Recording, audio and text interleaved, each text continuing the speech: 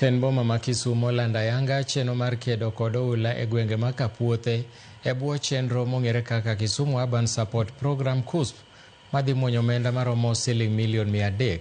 Chenro ni oriwo kunyo oula kod loso dundu e ginga aora Nyamasaria mondo mi ogeng' midhiero mar oula e kar dak makono. Ka bende apeyni e alworano ibiro ger rang'i manyasani kendo loso negi wang' oula ma pi luwo. Maneja mar boma ma Kisumu Aballa Wanga owacho ni girucho oko paro machon mane nitiere mar daro oganda kawuok e alworano kaluwore ni rang'iny ma idhi ti godo en ma ok ochuno ni nyaka dar jodak go. Chakruok mar gedono ochan ni dhi timore e dwe mar 7 tok sumo pach oganda e wi thuolo ma jumbe 7. Tunneling that will be done, improvement of the dikes. Through KUSP, it is the 6th project to be undertaken with over 300 million.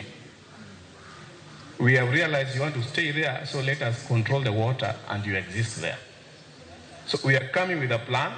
It is Nyamasaria River, how it feeds water. It is Aleura and Wigwa, together with the sewer system. So what is going to be done is to canal the water, open the waterways to go direct to the lake, and lift up the dikes and the roads to block the water from flowing into your premises. That is going to be done. Because the first option of resettling you refused, because Mambolewe, there's no flooding, there's a lot of land. If you don't want that, let us coexist you there. Whatever somebody has done, don't bring politics into this issue. There's no popularity contest here. We have a plan, we have designed, we are coming, we'll do public participation in the next 2 weeks, and you will be sorted out for the next 20 years.